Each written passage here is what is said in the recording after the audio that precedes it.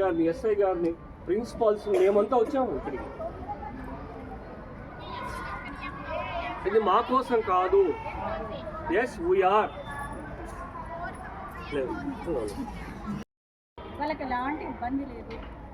ఇబ్బంది ఉన్నా అక్కడ ఒక మేడం ఉంటుంది, ఆ మేడం చూసుకుంటుంది అనే ఒక ధోరణిలో వాళ్ళు ఉంటారు. కానీ మీరు వాళ్ళ యొక్క ఆశల్ని అడియాసలు చేస్తున్నారని చెప్పాలి. ఎందుకంటే మీరు చదువు మీద కాదు ధ్యాస పెట్టేది, సెల్లుల మీద పెడుతున్నారు ధ్యాస. దయచేసి మీకు ఇంకొక వారమైనా టైం ఉండేది. సెల్లుల అవి మైండ్లో ఉన్న పాత జ్ఞాపకాలు, చెత్త చెదారం అంతా తీసి పక్కన పడేయండి. మీకు కావాల్సింది ఏంటి? ఈ వారం అంతా చదువు చదువు చదువు చదువు తప్పితే ఏం ఆలోచించొద్దండి. టయానికి తినండి, చదవండి, నీట్గా పరీక్ష రాయండి. వాళ్ళు పక్కామె ఇట్లా, ఆమె ఇట్లా, వాని ఫ్రెండ్ ఇట్లా, వీని ఫ్రెండ్ ఇట్లా, ఇవేం ఆలోచించొద్దు. లాస్ట్ ఇయర్ మన సార్ పుణ్యం వల్ల మన డిపార్ట్మెంట్కే మంచి పరువు వచ్చింది. ఎందుకంటే అక్కడ చదివిన ఈ అమ్మాయి రోజా అనే అమ్మాయి ఎన్ని మార్కులతో పాస్ అయిందో మీకు తెలుసు కదా. మా సార్ మా సోషల్ వెల్ఫేర్ దాంట్లోనే అమ్మాయి ఫస్ట్ సార్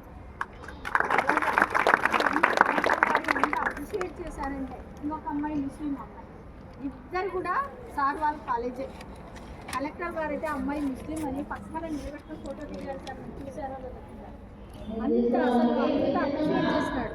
ఈసారి నాకు అనిపిస్తుంది పోయినసారి ఇద్దరు ముత్యాలు ఉన్నారు, ఈసారి ముత్యాలు కాదు కదా, ఏది గుండ్రాయిలు కూడా కనపడదు. మీ ధ్యాస పోయినసారి లేరు మీరు. పోయినసారి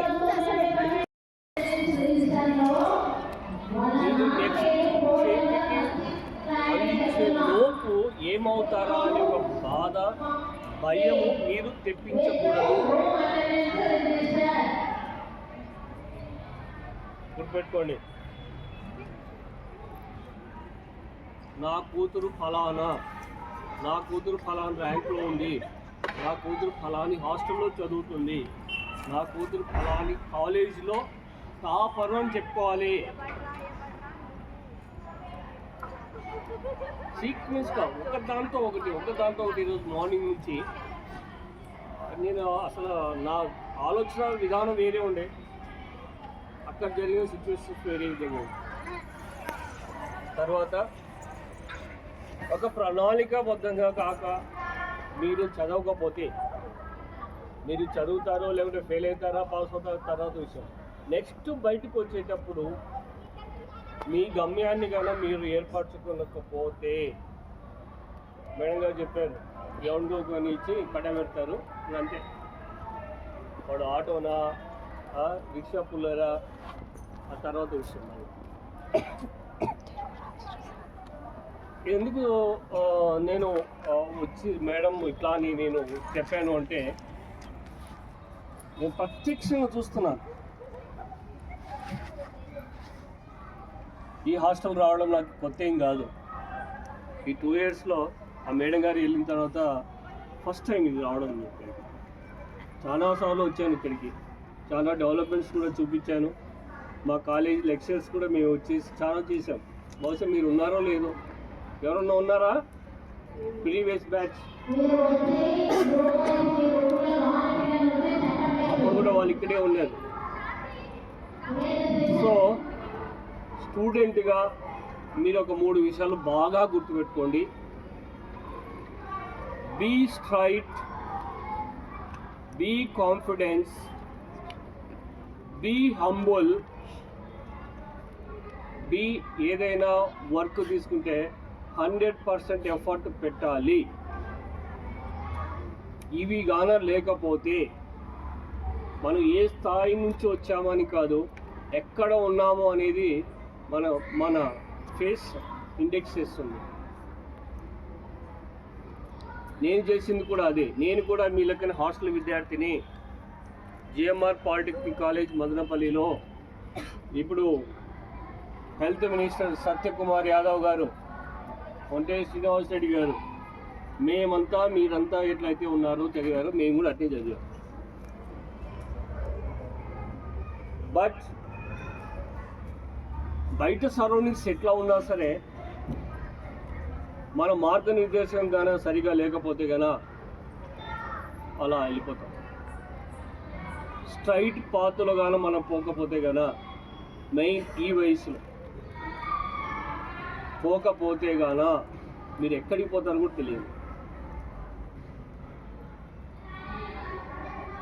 సహజంగా ఈ వయస్సులో మనకు ఆలోచనలు ఏదో చేసేద్దాము అని ఉంటాయి. మీకై మీరు సంస్కరించబడకపోతే, మళ్ళీ చెప్తున్నాను, మీకై మీరు సంస్కరించబడకపోతే అధపాతాళానికి వెళ్తారు. అలా నేను చాలా మందిని చూశాను. మీకై మీరు మార్గనిర్దేశం చేసుకోవాల్సిందే.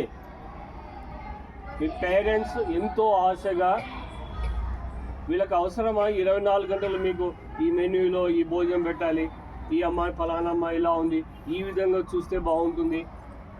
ఇప్పుడే చెప్పింది, అక్కడ స్టేట్ లెవెల్లో మనకు పేరు తీసుకొచ్చి ఒక 2 మార్కులు మిస్ అయినాయి అంటే, సో అదే 2 మార్కులు వచ్చి ఉండింటే కన్నా ఈ హాస్టల్కు మరో దశ ఉండేది. ప్రతిరోజు మనం డెవలప్ కావడానికి ఆలోచన చేయాలి. ఎప్పుడైతే మీ మైండ్కి ఎక్కిందో రోజు ఫోన్ తపన మీకు వస్తుంది. ఎప్పుడైతే మీకు ఆ తపన నేను చదవాలా బాగుపడాలంటే అప్పుడు సక్సెస్ వద్దన్నా కానీ మీ ఎంత వస్తుంది. సక్సెస్ అనేది మీ ఎంత వస్తుంది. కోఆర్డినేషన్ అయితే మీ మైండ్కి ఎక్కుతుంది. ఆ మైండ్కి ఎక్కినప్పుడు మీ సక్సెస్ అనేది వస్తుంది. అంతవరకు రాదు. టీచర్లు చాలా చేస్తున్నారు, ఇంత కూడా కాదు. ఏమమ్మా మీరు జస్ట్ ఊరికే ఏమి హ్యాపీగా రావాలా, చదువుకోవాలా, తినాలా, పండుకోవాలా, ఏమమ్మా ఇంకా వేరే ఏం పని చెప్తున్నారా? ఏం లేదు కదా. సో ఉద్దేశం ఒకటే, ఒక ఉద్దేశం చదువుకోవాలా, పోవాలి. ఏమమ్మా వేరే డీవియేషన్స్ ఏమి ఉండకూడదు. ఏ ఉద్దేశం కోసం వచ్చినా ఆ ఉద్దేశం మీద ఉండాలి. అది మీకు ఏమైనా సమస్యలు ఉంటే కూడా చెప్పాలి. మీ వార్డెన్ కానీ బయట మా లెక్చరర్స్ కానీ చెప్తే దాన్ని ఏ విధంగా సులభంగా అధిగమించవచ్చు అనేది కూడా చెప్పాలి. ఏమన్నా ఓకే. ఈ అవకాశం ఇచ్చే అందరికీ నమస్కారం.